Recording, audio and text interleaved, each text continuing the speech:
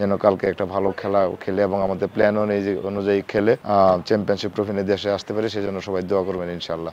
এখন টার্গেট আমাদের ইনশাল্লাহ চ্যাম্পিয়নশিপ টার্গেট, সবাই চ্যাম্পিয়ন হওয়ার জন্যই খেলবে।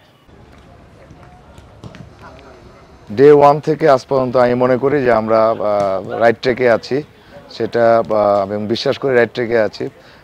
একটা একটা কঠিন কিছু অর্জনের জন্য যে জার্নিটা থাকে সেটাতে অনেক উত্থান পতন থাকে। আমরা মনে হচ্ছে যে আমরা সেই উত্থান পতন পার হয়ে আমরা আগামীকাল ফাইনালে খেলবো। অপোনেন্ট নেপালের প্রতি আমার অনেক রেসপেক্ট আছে, তাদের অনেক স্কোয়াডটা ভালো, তারা এখানেই বড় হয়েছে, এই মাঠে তারা খেলে বড় হয়েছে এবং তাদের উইঙ্গারগুলো ফাস্ট। সব কিছু কনসিডারেশনে রেখে আমরা যদি আমাদের প্লেয়ারদেরকে যদি তাদেরকে ফুল ফিট অবস্থায় মাঠে রাখতে পারি এবং প্ল্যান অনুযায়ী খেলতে পারি, তাহলে ইনশাল্লাহ আমরা ট্রফি নিয়ে দেশে ফিরতে পারবো। তবে একটা জিনিস হলো যে এখানে আসার পর থেকে আমরা মানে প্লেয়ারদের যে রিকভারি টাইমটা এটা একটু সমস্যা হচ্ছিল, যে তাদের আইস বাতের সমস্যা ছিল। আমরা তারপর চেষ্টা করেছি পুল রিকভারির মাধ্যমে এটা রিকভারি করার জন্য এবং আশাবাদী যে আগামীকাল ম্যাচের আগ পর্যন্ত প্লেয়াররা ফুল ফিট হয়ে যাবে এবং সুস্থ অবস্থায় মাঠে নামতে পারবে।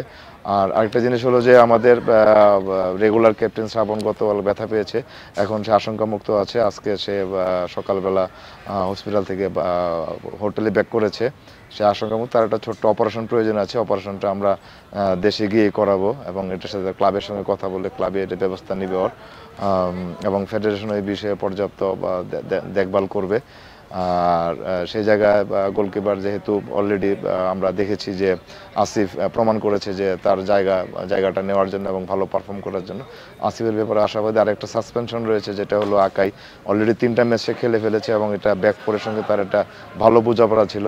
তবে তার পরিবর্তে যে আসবে আশা করি, আমি মনে করি যে সেও ভালো করার, তারও এক্সপিরিয়েন্স হয়েছে, সেও ভালো করবে ইনশাল্লাহ।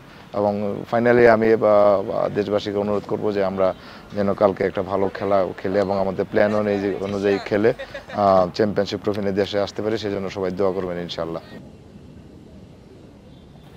লাস্ট ম্যাচে আমাদের গোলকিপার ক্যাপ্টেন শ্রাবণ, সে ইনজুরি হয়েছে, তার জায়গাটা আমরা ফিল করতে কষ্ট হবে, কিন্তু তারপরে আসিফ সে তার জায়গাটা ফিল করছে, নাইমা তার প্রমাণ সে দিয়েছে।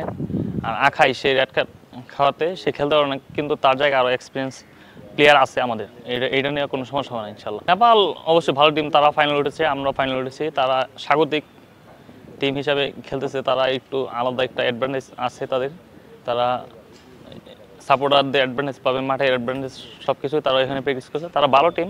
তারপর ইনশাল্লাহ আমরা আমাদেরটা দেখাবো কালকে ইনশাল্লাহ মাঠে। ইনশাল্লাহ আমাদের সবাই এখন অনেক উজ্জীবিত, এই ফাইনাল নিয়ে ইন্ডিয়ার সাথে জেতার পরে আমাদের আরও মেন্টালি আমরা স্ট্রং হয়ে গেছি ইন্ডিয়ার সাথে জিতে। আমরা এখন টার্গেট আমাদের ইনশাল্লাহ চ্যাম্পিয়নশিপ টার্গেট, সবাই চ্যাম্পিয়ন হওয়ার জন্যই খেলবে।